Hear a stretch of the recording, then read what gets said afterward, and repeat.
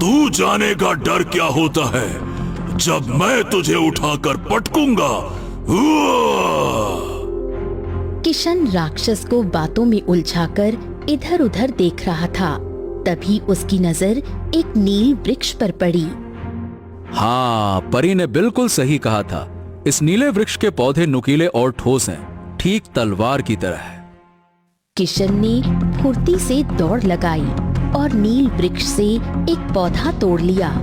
राक्षस कुछ समझ पाता उससे पहले किशन ने पौधे से उस पर वार कर दिया।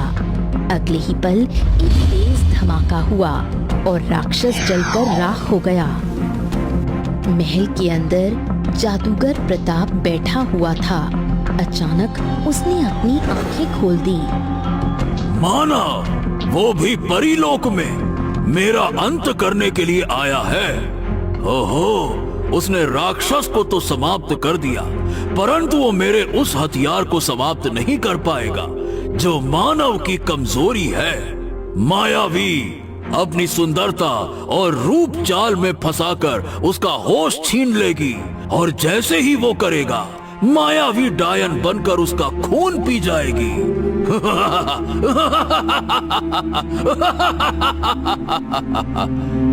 इतना कहकर जादूगर प्रताप जोर जोर से हंसने लगा। जादूगर प्रताप के सामने पिंजरा था और उस पिंजरे के अंदर राजकुमारी वसुंधरा कैद थी। तेरा अहंकार ही तेरा अंत करेगा। बकवास बंद कर वसुंधरा। आज नहीं तो कल तुझे अपनी मर्जी से मुझसे विवाह करना ही होगा और फिर तेरी कोख से जो संतान पैदा होगी उसकी बलि चढ़ाकर मैं हमेशा हमेशा के लिए अमर हो जाऊंगा।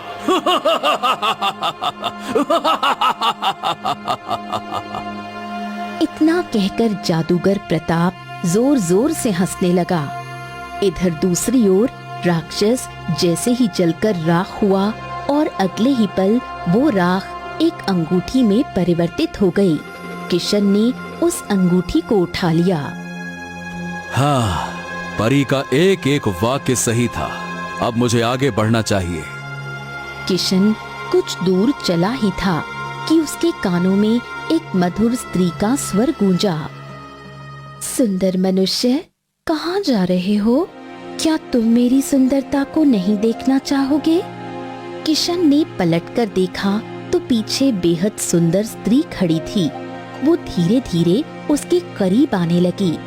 किशन ने तुरंत वो अंगूठी मायावी स्त्री की उंगली में पहना दी। मायावी स्त्री चीख पड़ी।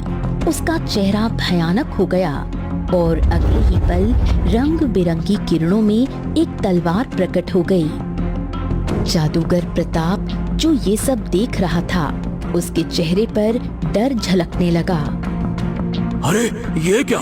ये तो बड़ा ही वीर और धैर्यवान निकला। मायावी की सुंदरता भी इसे रोक ना सकी। परंतु मैं अपने मंत्रों की शक्ति से इसे जलाकर राख कर दूंगा। ओम ह्रीं क्लीं। इधर किशन ने तलवार उठाई और आगे बढ़ गया। कुछ दूर पर उसे एक महल दिखाई दिया। हाँ, लगता है ये वही महल है जिसके बारे में मुझे परी ने बताया था। महल के अंदर किशन ने देखा कि एक पिंजरे में एक सुंदर स्त्री कैद थी। हो, यही राजकुमारी वसुंधरा लगती हैं। उसी समय उसने देखा कि पिंजरे के सामने एक व्यक्ति अपनी लाल आंखों से उसे ढूंढ रहा था। मेरा साथ दे, अमर होने के बाद मैं तुझे सारे संसार का राजा बना दूंगा। अबे जा, बकवास बंद कर, तेरा अंतिम समय आ गया है। अरे अभी मेरे इतने बुरे दिन नहीं आए कि एक साधारण मनुष्य मेरा अंत करेगा। मूर्ख है तू, मूर्ख। मैं वो हूं जिसने तेरी मायावी को डायन बनाकर हराकर तुझे खत्म करने का अस्त्र प्राप्त कर लिया। इसके बावजूद भी तू मुझे साधारण मनुष्य समझता है, तो तू मूर्ख जादूगर है, मूर्ख। ये सुनकर जादूगर प्रताप मंत्र पढ़ने लगा कि तभी किशन बड़ी तेजी से आया और तलवार का वार सीधे उसके शरीर पर कर दिया।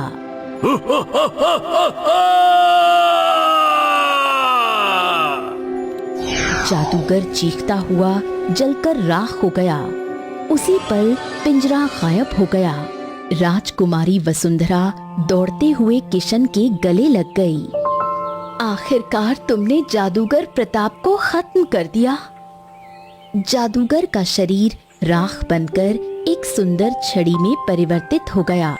उसी क्षण रंग बिरंगी किरणों से वही परी प्रकट हो गई और छड़ी उठाकर बोली, मेरी जादुई शक्तियां वापस आ गईं। तुमने ये कर दिखाया किशन। तुम्हारा गांव श्राप से मुक्त हो चुका है और राजकुमारी वसुंधरा को भी अपने साथ ले जाओ। महल में जाकर तुम्हारी वीरता की गवाही मैं दूंगी।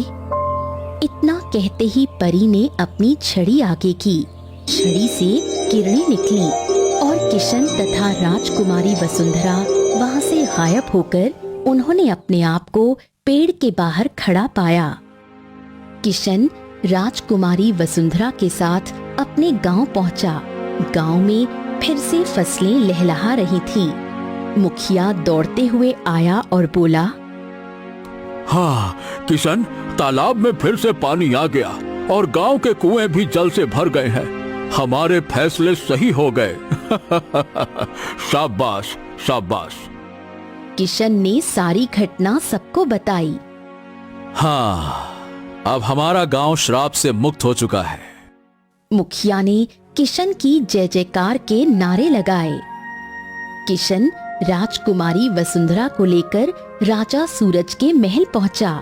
अपनी पुत्री को देखकर राजा सूरज की आंखों में आंसू आ गए।